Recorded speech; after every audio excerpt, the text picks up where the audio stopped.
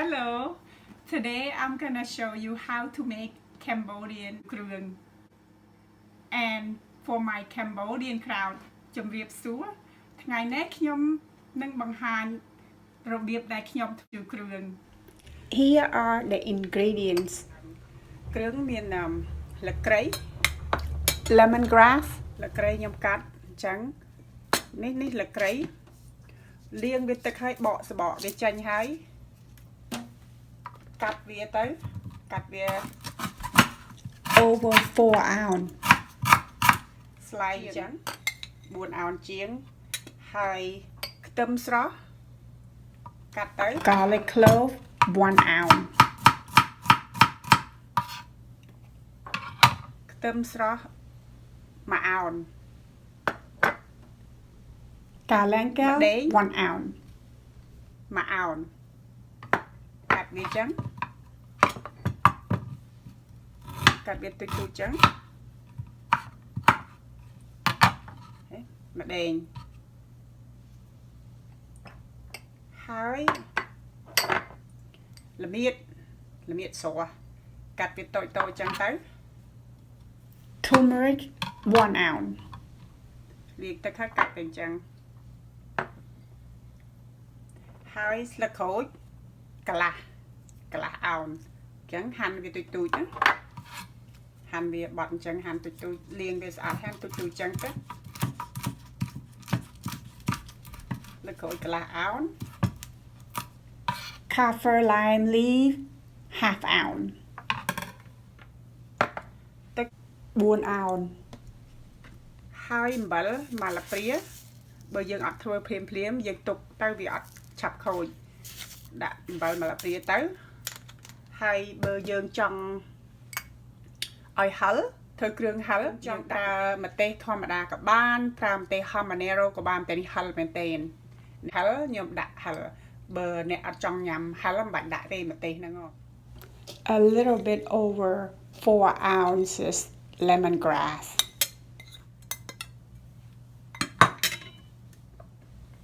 Kafir lime leaf half ounce.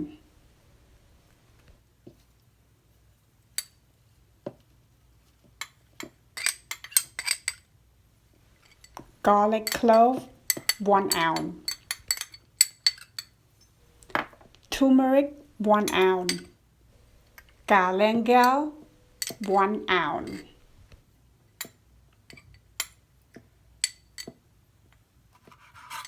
Habanero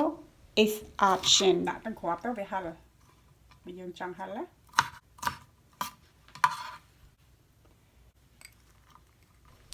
Chili pepper is option as well if you don't eat spicy. It is too full. I will blend in 2 separate time. នេះពេញពេកខ្ញុំដាក់មកចានហើយវាកិន2ដង Add 1 teaspoon of salt. ដាក់អំបិលមួយកូនល្ព្រា Put half of herb and spices in the container and add 1 ounce of water. ទឹកយើងចង់ដាក់បន្តិចច្រើនជាងក៏បាននឹងពាក់កណ្ដាល The less water you use to blend, the better the paste is. កាន់វាបន្តិចចឹងហើយកន្លុកវាអាចដាក់ទឹកតិចកុំប្រើទឹកច្រើនល្អព្រោះអីវាអត់រាវ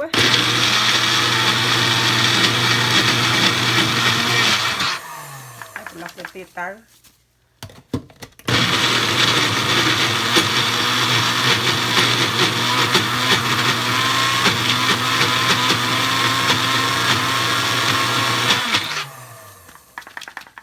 កន្លុកវាទៀត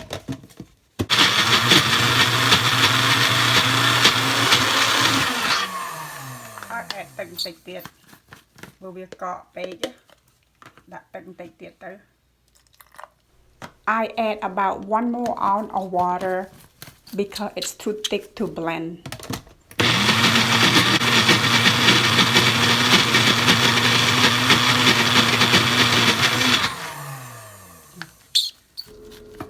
Watch my video on how to make samlomchourokrueng beef sour soup with this KRUENG lemongrass paste.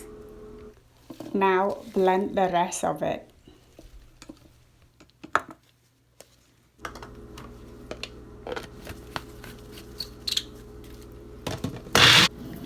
មើលវីដេអូរបស់ខ្ញុំដែលខ្ញុំយកគ្រឿងនេះទៅស្លមកជូរគ្រឿងហើយដាក់នេះអានេះអត់សូវម៉ត់ខ្ញុំចង់ដាក់ឲ្យម៉ត់ជាងនឹងតិចទៀត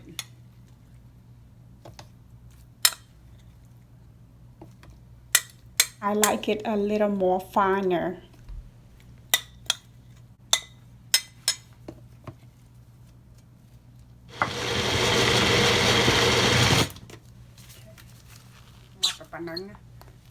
This is the ideal consistency.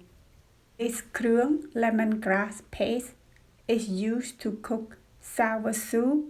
sauté, and many more Cambodian dishes. ឥឡូវគ្រឿងនេះរួចរាល់អស់ហើយ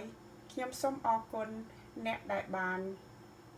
តាមដានទស្សនាដល់ទីបញ្ចប់ខ្ញុំសូមអរគុណដែលបានជួយគាំទ្រកន្លងមកជួបគ្នានៅវីដេអូ